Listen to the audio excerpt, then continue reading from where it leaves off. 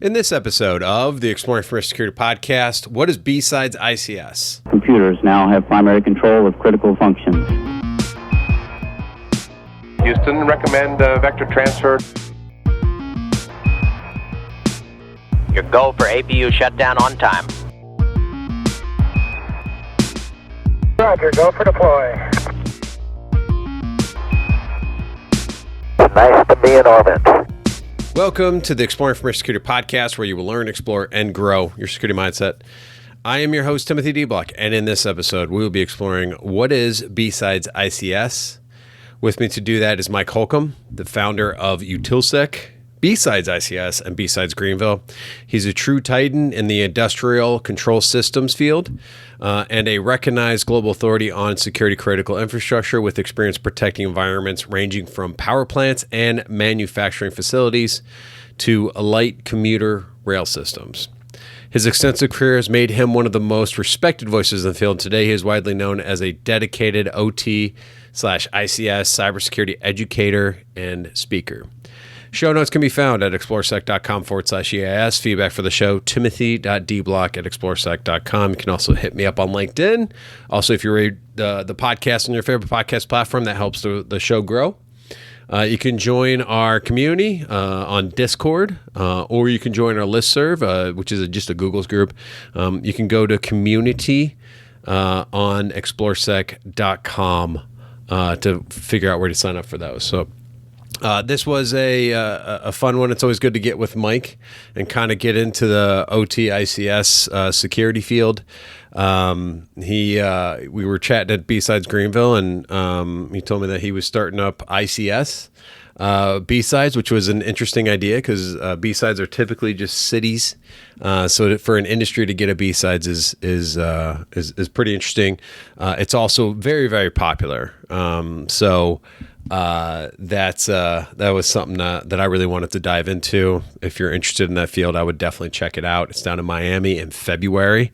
I should have had the dates pulled up when I started recording this intro, but I'm not always the brightest when I do these, and I kind of like to riff a little bit. But this will align with the S4 conference.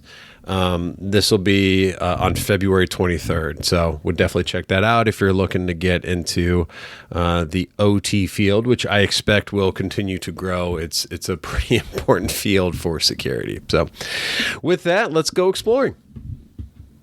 Oh no, it just made it hide me, minimize. There we go. All right. I always like to do that just because you just end up staring at yourself when you're on video. Yeah. So I don't. Don't want to be, though I do realize I keep looking at the screen, and then of course if anybody's watching, looks like they're not looking at them, so I try to remember to look at the camera, so it's good practice. Looking at the camera, we don't have to do that here. No. So what's the name of the company? It's called Utilsec. Utilsec, that's right. Okay. Yeah. So it's kind of, based off originally it was utilitarian. I was trying to do practical cybersecurity, but then Tim Tomes started his practical cybersecurity. I was like, really? So I went with utilitarian, and then it was like, oh, well, utils, like utilities for OT. Yeah. I'm like, you know what? I'll just go with it. So it's also what I use for the YouTube channel for now. I might rename that, but we'll see. Yeah. No, I like Utilsec. I think that's a good name. It's descriptive too, right? Like you said, it's utility. It's short. Yeah, it's short. I mean, that's ExploreSec, right? I mean, my podcast is Exploring Information Security, but I call it ExploreSec. So got to have the sec at the end. Although I feel like that's going away because it used to be InfoSec and now it's cybersecurity. Right. But do you consider OT/ICS cybersecurity? For what I work on, most definitely, because we're talking packets on the network and anything coming in over, especially TCP/IP and Ethernet, and anytime, of course, a lot of the risks we're addressing is with the convergence in IT and OT, right? Everything in IT is now connected to OT, and we have, of course, IP addresses on all of our OT assets like PLCs and HMIs, plus just the fact that we have so many, in particular, Windows machines in OT networks. So it's just this massive, threat landscape So definitely if you talk with an engineer, of course, a lot will say no. Right. Well, I mean, it's also, I mean, I think we talked about this previously where when you talk about OT and ICS stuff, right, you feel like it's closed system type of stuff. Right. And I think my first kind of, I guess thoughts on it was the Stuxnet stuff, right? Where you had, and that was a very super spy type of thing where someone's taking a USB device, plugging it into an Iranian computer in the plant, right? Yeah, there's always if it's truly air gapped, there are ways around, like we saw with Stuxnet. But I would say the vast majority of the time, you might have an air gap today, but in most environments, that air gap's not going to exist tomorrow. Let alone, these days, it's not, we always worry about the things people bring in and out of the environment, like laptops, right? Contractors always bringing in laptops. But now you see contractors just dropping like 5G hotspots on your network without your permission. And, and they, for them, it's, hey, I need to get to my machine remotely to be able to troubleshoot and fix this. And they don't think anything. And I get it, right? It's just a total lack of awareness and education.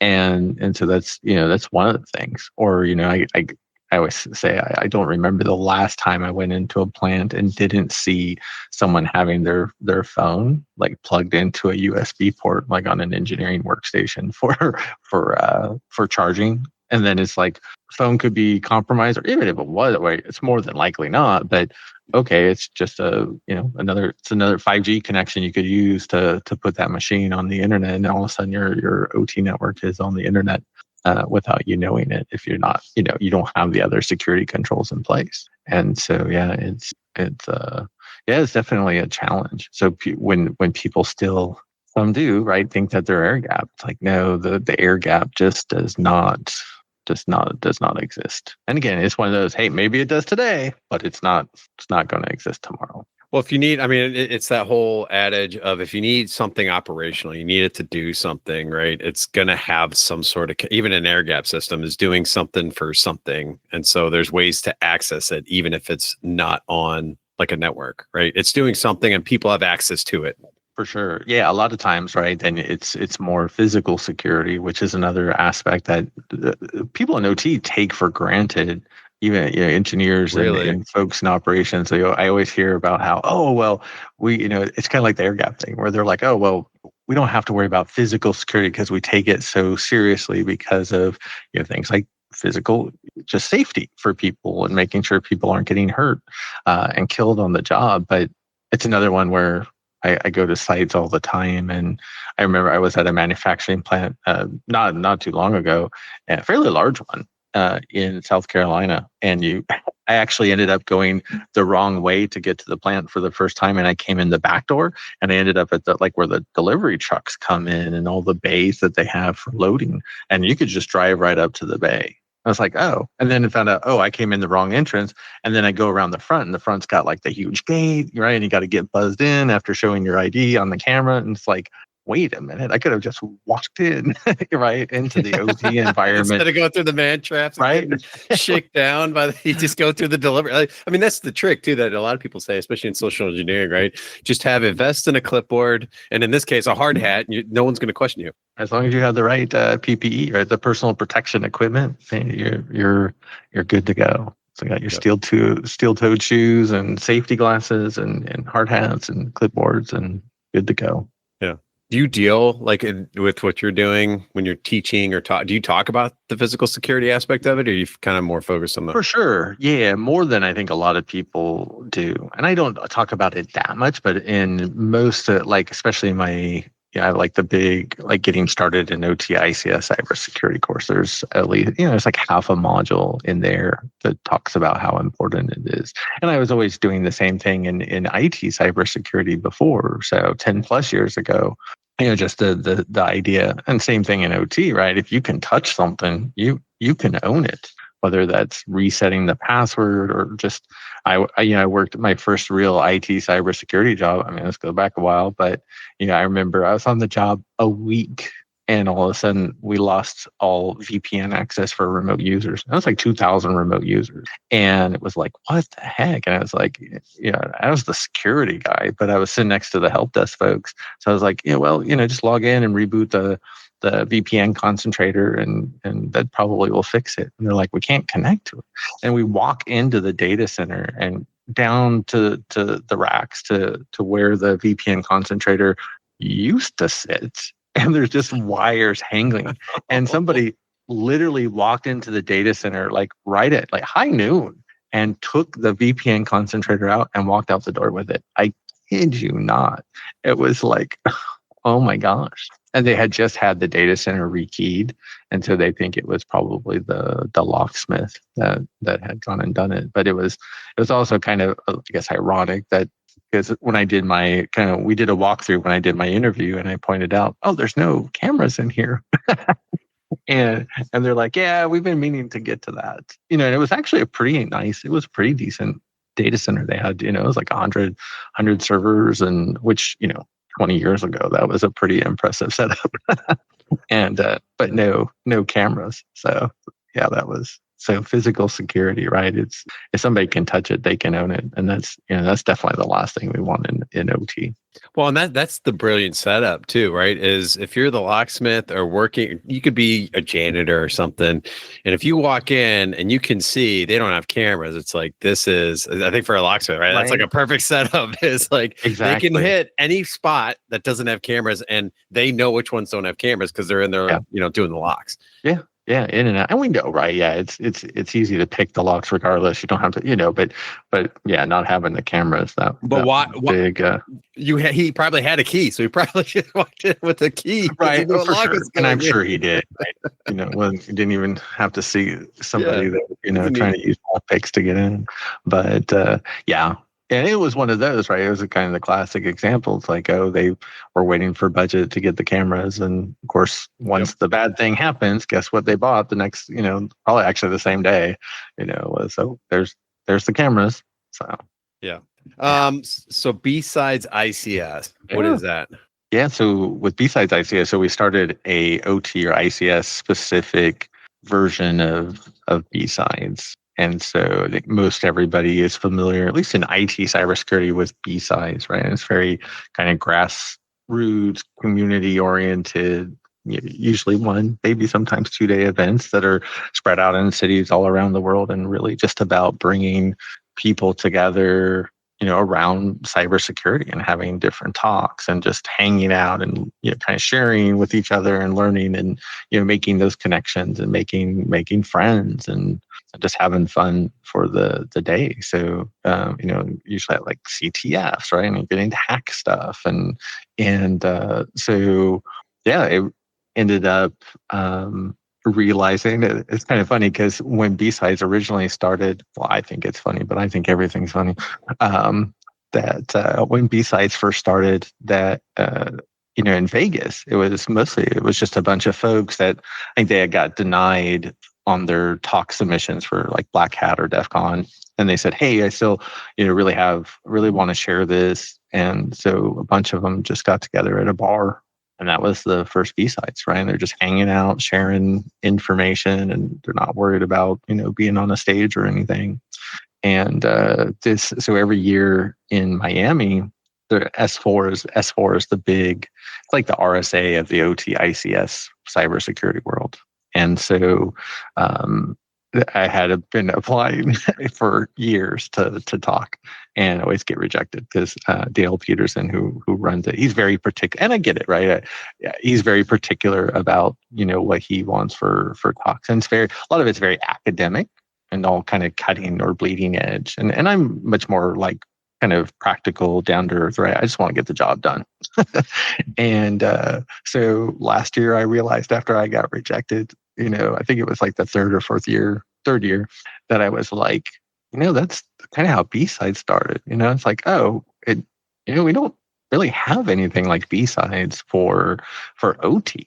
The closest is probably the SANS ICS Summit, which is in June. And so I was like, you know what? Why don't we just have BSides ICS? And then just like, they did back in the day, just have it the day before S4. So we still have, you get a bunch of the S4 folks. We had Rob Lee, who did our keynote last year, who's for folks that aren't familiar, he's the CEO of Dragos. A lot of folks look at him as one of the world thought leaders in the space, and just a lot of great folks from the community that were there. And then we also had about a third of people that couldn't spell OT, right?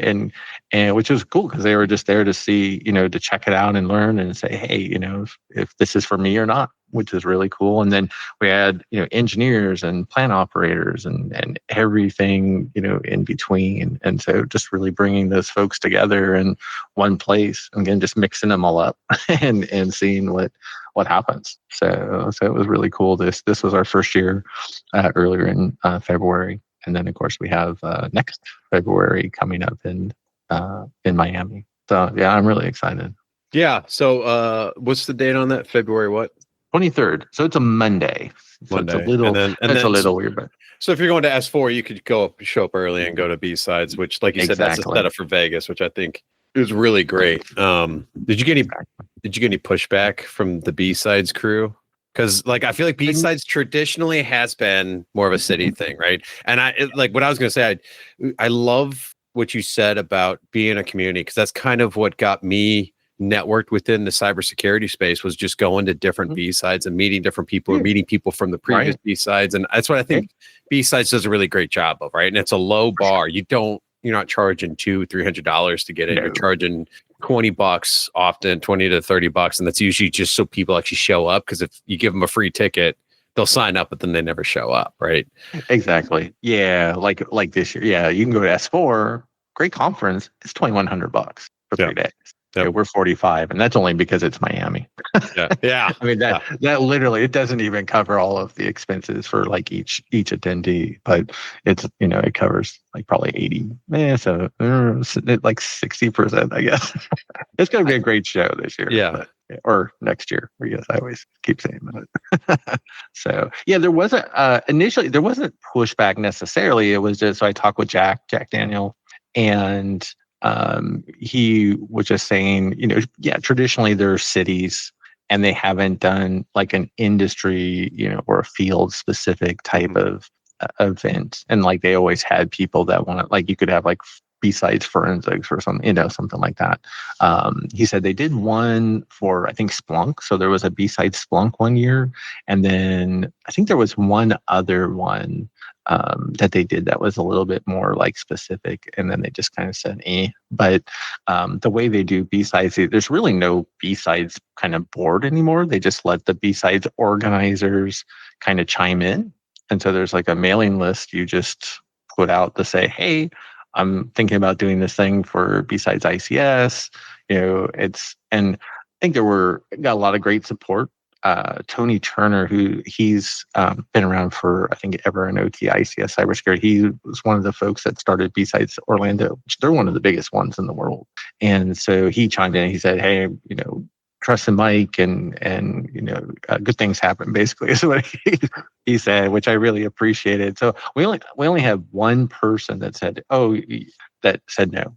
Well, we put OT into, our events if we want to. And I said, I get that, right? I've ran BSides Greenville, since I started it, for the last 8 years. And so, yes, we put OT, talks in BSides, Lake Greenville and other events for sure. But it's, to me, of course, with OT and ICS being my focus, it's not enough.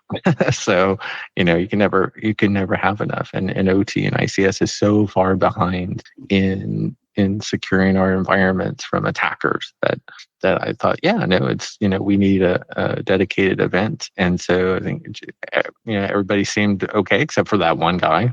And so Jack was like, hey, go for it, knock yourself out. And then just to see how the event went, which was awesome. We had a couple hundred folks, and we were just limited on space for the location we were at. We had 130 on the waiting list, which was, it's just a really amazing kind of turnout and kind of feedback from folks. And then, it's just a great event, again, because you had such a good mixture of all just types of folks learning and sharing for the day. just hanging out. And then this year I'm really excited because not only do we have Miami, which is kind of, I guess, the flagship, but we have, I think, 5, 6 now global events coming as well. So there's 2 in Australia. The first one is going to be in April in I think it's Bristol. It's like an hour and a half west of London. So that's really exciting. And then Belgium, Singapore. Singapore is going to be in May.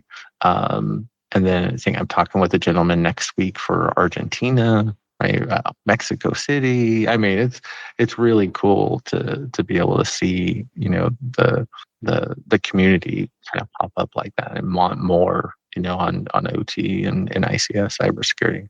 Yeah, I mean, I think it's great. I think BSides is kind of that general where, like you said, you're going to have different topics, and I think that's great especially for new people. I always recommend people like, what are you gonna? I was like, find a BSides within a few hours of you that you can maybe drive to on a Saturday, because you can go to these talks, look at them, see what talks really speak to you and what maybe don't. And because that's I think the biggest thing for a lot of people that get in this field is like, what should I do? And you and I have been in this long enough that we were doing a little bit of everything when we started. Right. So we kind of needed the day. that. That's all you had to do. And that's kind of like OT is today, right?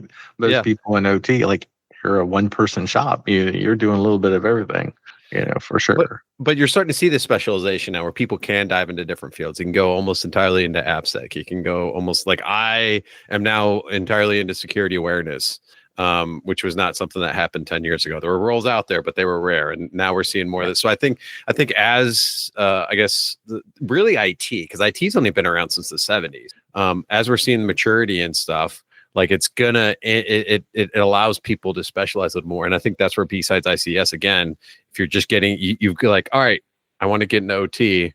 Now I can go dive into like a BSides Miami OT or ICS, right? I can go in and dive in and because there's always, like, that's the thing too. Once you niche, there's even more to learn. you have to. Yeah, because you come like to BSides ICS, and then it's just like IT cybersecurity with all those niches. So it's okay. Well, are you like really into like pen testing and OT, or are you really into forensics and OT, or are you really, and it works very differently a lot of times than the IT world. So people, kind of get that figure out pretty quickly. Like, hey, what I'm really into and like, what I'm not. Like for me, I've done a lot of incident response over the years. That's not what I want to do anymore. That's, but so people, get to come and learn kind of, what they are interested in and kind of just take that and run with it. Right. Is there a difference then between like a power plant versus a water plant? Or water treatment center? Like, would you have different challenges than like, and I'm thinking like kind of like healthcare. It's like healthcare versus like a retail. We have different challenges. Is that kind of the same within utility? Yes and no. Yeah, yes and no. Because realistic, and I get in trouble sometimes. This is one of those tricky questions in a way, because I think depending on who you talk to, you get probably half people will tell you yes, and half that will tell you no. I think at least from an engineering perspective, obviously these environments do completely 2 different things, right? One generates power, right? One cleans water and pushes it out to the public. So from that perspective, sure, they're very different. But when you start to look at, okay, yes, we have this physical equipment in the world, that it's different at each plant, right? In a power plant, I have turbines and generators. In a water treatment plant, I have lots of tanks and equipment for injecting, chemicals into the water in those tanks.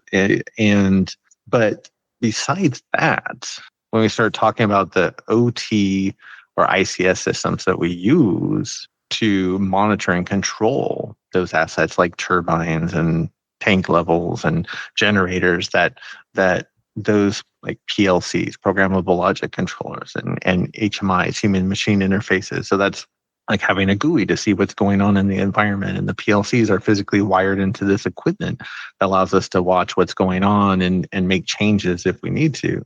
And that all works the same, right? And it's all connected now with Ethernet and TCP/IP. And how do you protect that? realistically, you protect it all the same. So yes, at the most basic fundamental engineering, physical level, sure, a power plant and a water plant are two different things. But realistically, from a cybersecurity perspective, kind of really, you protect them pretty much all in the same way. Sure, there's definitely some small, unique differences from plant to plant to plant. Absolutely. And that would just be if you're going from one power plant to another power plant, right? But the vast majority of how you protect these environments, no matter what it is, that it's all the same. Again, some people will tell me I'm crazy for saying that, and then others will say, no, you're right on. Well, I mean, I can speak for the healthcare. So I see what you're saying. It's not, so that wouldn't be like healthcare versus retail. It's actually healthcare and a hospital system versus like a healthcare software company or device manufacturer. Those would be different challenges, but you still have kind of some of the same things going on within the environment, right? But you still have some, then you're going to have little nuanced challenges. I guess it's more nuanced than anything.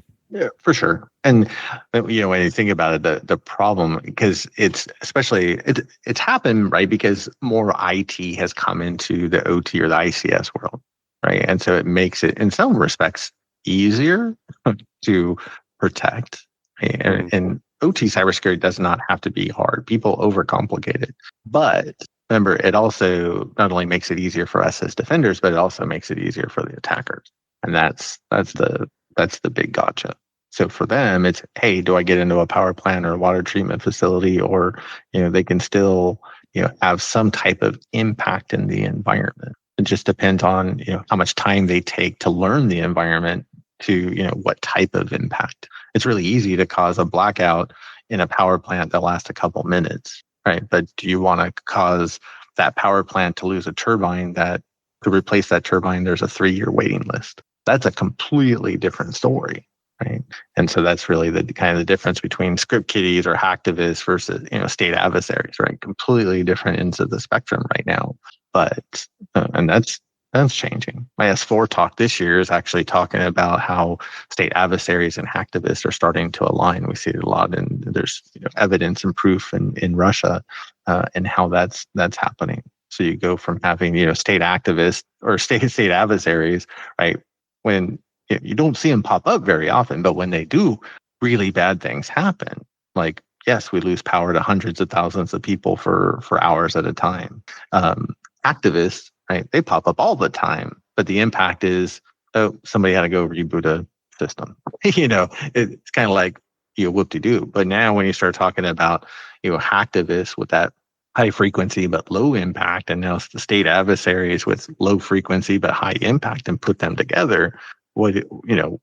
Are we going to be on this trend to be like high frequency and high impact? That's, of course, time will tell, but it doesn't look good, I would say. And I think it's just another example of, where we as defenders, we need to continue to push, because especially in OT ICS, we are so far behind the attackers, and we're not ready for what's coming. We're not ready for the attacks happening today, let alone what's coming. We have to, look at Jaguar Land Rover, right? I mean, oh my gosh, we're down for, all other plants were down for 5 weeks before they started to get back up and running. 200,000 people were at risk of losing their jobs. Some people did. And there was, just because you can't nail the fundamentals like backup and recovery. I mean, it's, ridiculous. You'd think too, a company like Jaguar, you'd hope, right? Their cars are not cheap. No. You'd hope that they'd have, they needed, what was it? I want to say the number in my head is $6 billion bailout. They needed like a bailout from the UK government. To pay UK gave them like £2 billion. Yeah. So what, 2.5, 3, billion US dollars. Yeah. And that, like, to your point, it was not just the jobs, it was all the third party small businesses that built parts for Jaguar that they were like, they couldn't send them anything because their plants were down for 5 weeks. And so some of that, right. Yeah. So that's, we don't need your parts because we're not manufacturing cars right now. Yeah. And all, those are small, medium shops that are like over leveraged a lot of times. And that's where those 200,000 folks are coming from.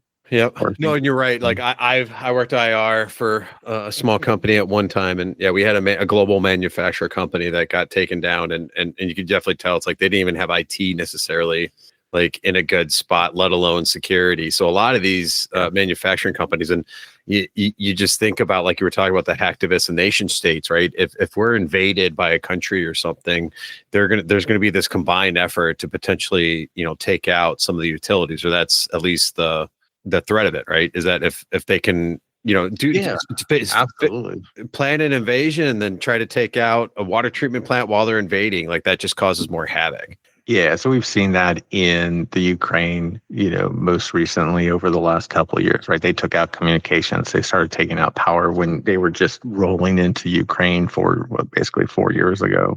And they've had other instances since then. And of course, a lot of the U.S. is more focused on what happens with China and Taiwan, because that's where we found Full Typhoon, which was a Chinese state adversary group in a power plant in Guam. Because the kind of the typical example, because it comes up a lot, is the general wants you to take out that power plant because that power plant powers that military installation, right? And so with Full Typhoon, when they found them in that power plant in Guam, then they took those IOCs and started finding them in a lot of critical infrastructure across the U.S. and all of our allies. And then you would have thought it would have been a big wake-up call, but unfortunately it wasn't. It just speaks to that only about, and this was comes from Rob Lee, but only about 5% of organizations globally from an OT perspective are doing network security monitoring. And I always say probably half of those are not doing a good job.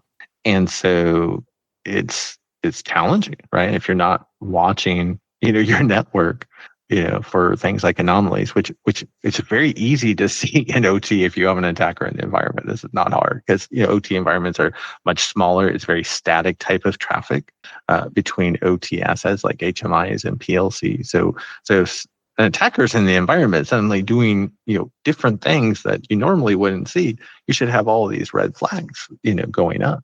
But a lot of environments, again, they're either not doing the monitoring or they're just doing a very poor job. And I get it. And it's the vast majority of environments, they're so small, they'll never have the budget to do things like deploy sensors, right? To do network security monitoring, unfortunately. We have 50,000 water utilities in the US, 35,000 of those that have less than 500 clients. And so when you think of that, it's like they'll never make the money, right, to be able to invest in things like OT cybersecurity. They'll never, be able to invest in network security. They won't even probably be investing in IT cybersecurity, right?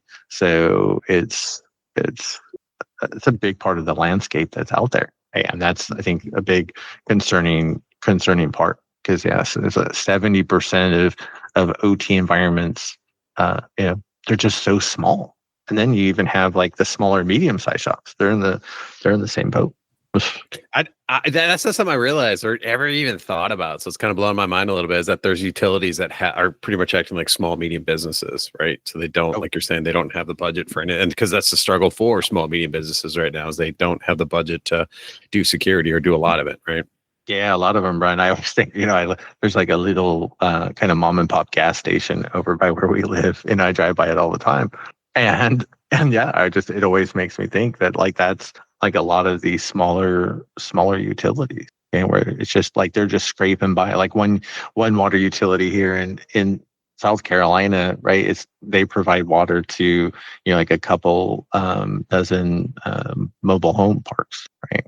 They're not just making a ton of money, right? They're just scraping by. But, if they went down or, God forbid that there was some type of situation where they started, putting unsafe water out to their clients, and their clients were, their customers were drinking that, right? That obviously would be a huge, huge concern. Yep. Yeah, their concern is probably more physical security than anything, right? And I was thinking of the gas station, right? Is someone coming in either trying to, like, that's a bigger thing than someone from Russia trying to, right? Get their computer. Right. I totally get it. Yeah. Right. It's just like in IT, right? You know, if you're like the CISO or the CEO, like, you know, folks like us, or at least myself, right? We're running around saying, you know, we have to protect the company from cyber attacks. And they're like, yeah, I get that. That's part of the picture, but we have, you know, a million other things to worry about at the same time. It's, you know, it's all about priorities and you know, it's kind of the same in OT, but cyber is even further down the priority list, unfortunately. Yeah, until something goes wrong. Like the 2 or 3 years ago, the gas line, right? Was ransom. And I don't even think it was the line itself, right? It was like the POC systems or POS systems. It depends on who you talk to. but yeah, so yeah, we just had the 4-year anniversary. So it was like, you know, kind of like in the middle of COVID when it happened. And yeah, it was just ransomware operators that had gained access to the IT network with stolen VPN credentials, deployed ransomware. Right, you basically burn down the IT network. And now OT environments, a lot of times they need systems on the IT network to run. Now in this doesn't sound like it was in the case. I know the folks that did the initial response, and then other companies like Dragos with Rob Lee came in to help out. So the CEO there said that they took down the pipeline out of an abundance of caution. And so it was down for basically 10 days. And that's the longest, largest gasoline pipeline in the United States. That's where, you know, like where we're at, that you go to the gas, like I'm a QT guy, right? I always go to QT, right? I go to QT and then it's like, oh, there's no gas. Now you can go around the corner and like Spinks has gas, but there's like a huge, massive line. And then by the time you get to the front, they run out. You know, and that's what we went through for 10, 11, 12, 13, 14 days. And so that was the biggest, I've been tracking OT ICS cybersecurity since 2010. That was the biggest incident that we had that made a big mindset change for people. So owners and operators of OT environments are now realizing, oh, we need to start at least thinking about doing something about this cyber thing. But at the same time, it also is where the attackers realized, oh, there's this thing called OT or ICS that we can attack it and we can get paid and we can get paid more and we can get paid faster.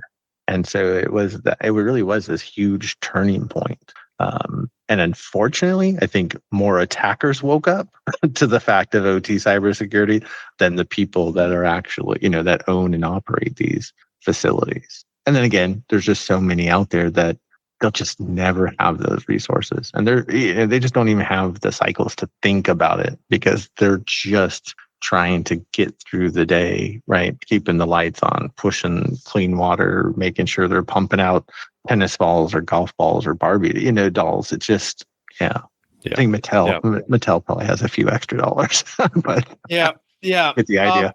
One of the things you said earlier was people tend to overcomplicate things, and I absolutely agree.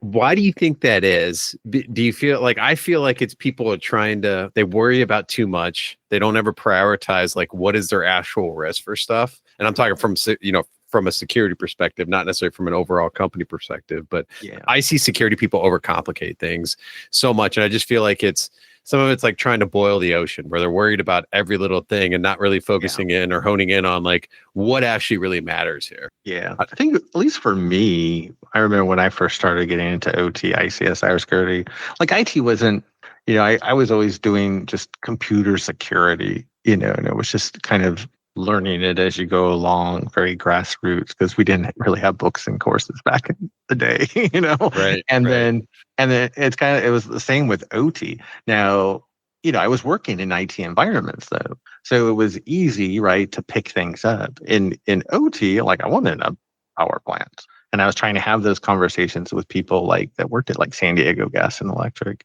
and like they didn't want to have those conversations, like, well, because they weren't really doing anything about it at all at the time either. Now, granted, SDG&E, actually, they're probably one of the best utilities probably in the world from a cybersecurity perspective. But I digress. So I think in OT or ICS, it just comes from a lack of awareness and education. So it's especially when people jump in like right away, it's just like anything, right? There's just so much to learn.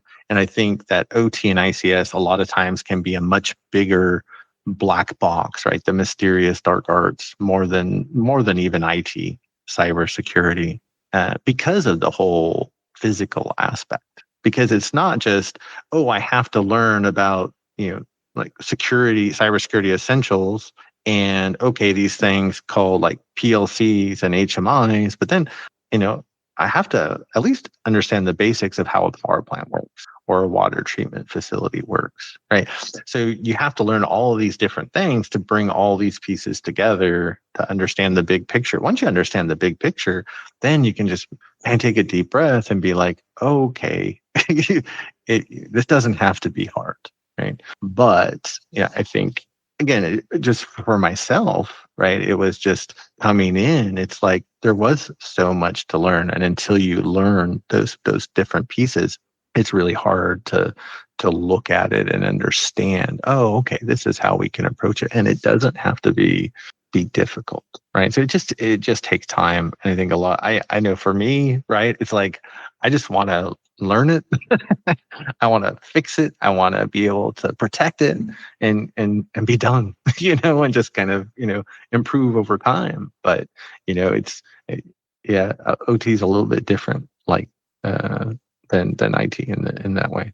Yeah, I think too, from your perspective, like for us, and I'm thinking of the healthcare environment, which does have some OT stuff, but it can be like a machine. If it doesn't have a connection out, right, it's just dead. But in OT, right, like I feel like you have electronic systems almost along the entire line. So you have to understand. You might have to understand how electricity. You might need to understand how a power plant works, or water. How is water moving through the system? Because all along those lines of production, and same thing with any sort of production piece, right? Like I actually worked at Dana Corporation in IT for a little bit, where for about a year, and they made was the big axles that go on, dump trucks, right? So construction equipment. They were building the massive, axles, and there's just so many different moving parts and so many different pieces. And I like, to your point, it's like you have to kind of understand what is if this one computer sitting right here, it might control an entire section of that, right? And so understanding what is it actually taking down that's going to cause an issue.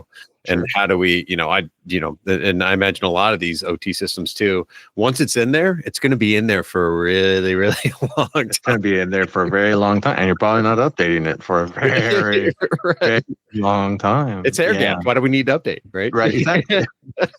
Right? That's that circular discussion. It brings us all the way back to the beginning. We see these updates too. Sometimes it is a case where it's like, we can't update it because we don't know what it's going to do. We don't know if it's going to take down the line, and we need to produce stuff for the Christmas holiday, right? We need those baby dolls going out for the Christmas holiday. Yeah, no, absolutely. And that's why it's a lot of that so dependent. Like, I'm not an engineer, right? I just got to work with some of the best engineering minds in the world, right? Mm-hmm. The triple PhDs and, the guys that write 15 textbooks and that type, so. But I, learned some of the basics, right? I got to pick up a lot along the way. And that's very, I think, true, especially for anybody coming from IT cybersecurity. And I think this is the biggest problem we have in OT cyber, is that IT and OT often still do not want to work together. Now, there are some environments, they work really well together, and it's amazing. But a lot of times they're just people that cannot. I think there's a lack of empathy and compassion, right? It's like, try to put yourself in the other person's shoes for like 5 minutes, and because a lot of people talk about the IT side of the house and the OT side of the house, and it's the same freaking house, it's like, let's work together. We actually have the same goals ultimately. We just need to figure out how to work together. And it's a people problem. It's not a technology problem. That's the biggest problem we have in OT cyber in a lot of environments. It's just people not working together. Yeah, well, and that could be a whole podcast. I actually just had this conversation with someone recently. Is the case I made is that, like, a lot of engineers, a lot of IT people, like, not everybody's that way. I don't think you're that way. I'm not that way. I am, like, very direct. But being very direct can come off as aggressive to a lot of people. But if you don't understand, like I understand that, so I'm able to kind of learn. I've learned how to like soften some of that stuff with other people. But I also do a really good job of putting myself, like you said, in other people's shoes, so I can understand what are they trying to accomplish. How can I? But to your point, a lot of people don't think about it like that, and they don't necessarily want to either, which I think is where they butt heads on a lot of that stuff.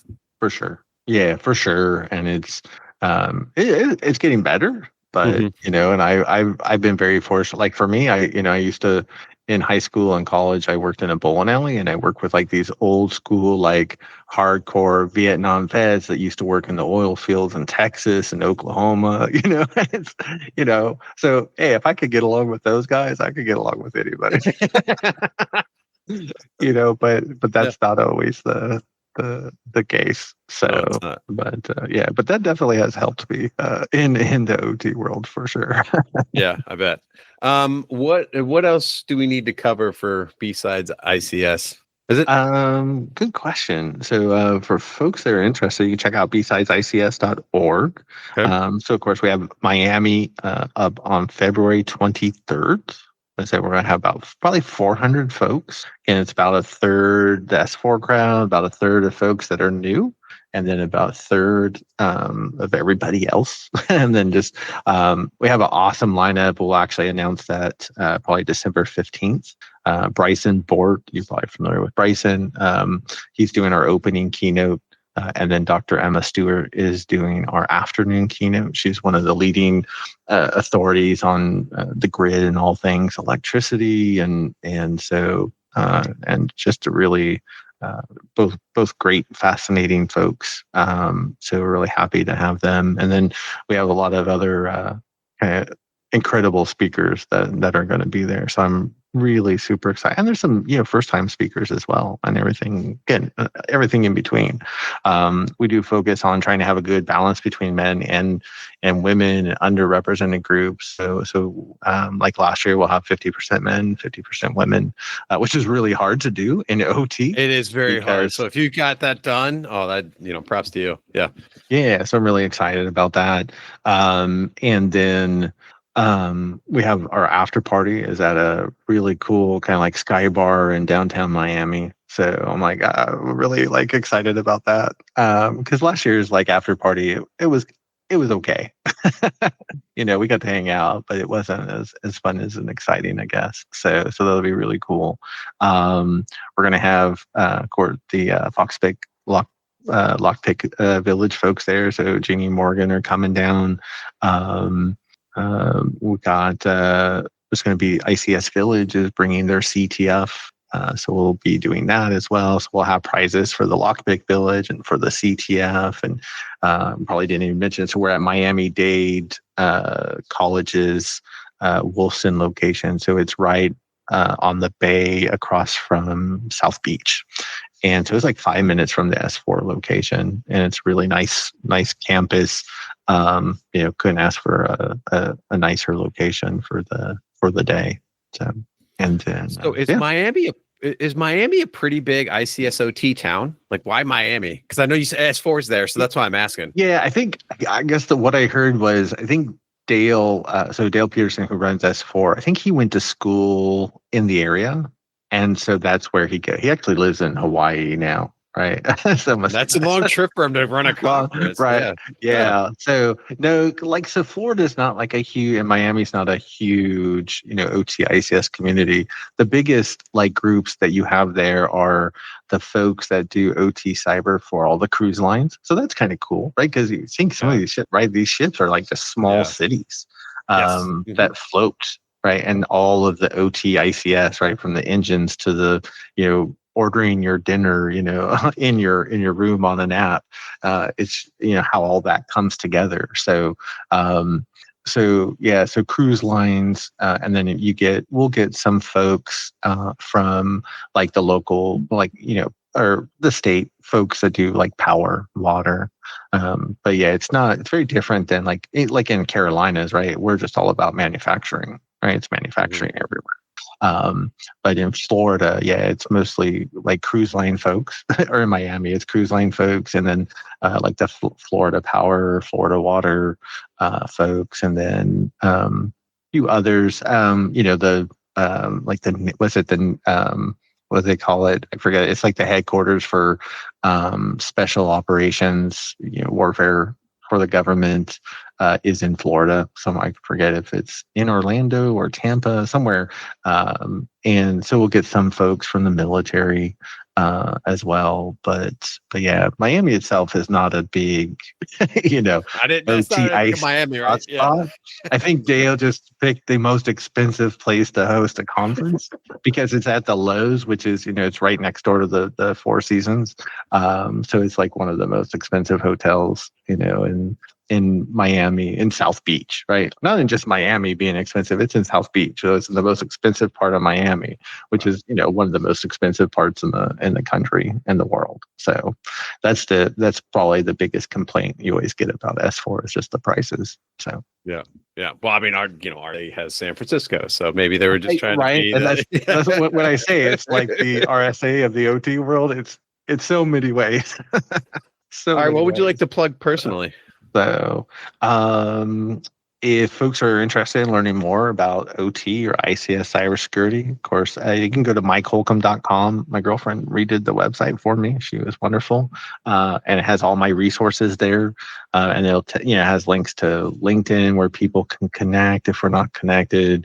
YouTube, I have probably about, I think I'm at 35, 40 hours of just videos for courses for OT, ICS, cybersecurity. So everything from just getting started. That's the initial class. That's 26 hours. The new one's going to start in January.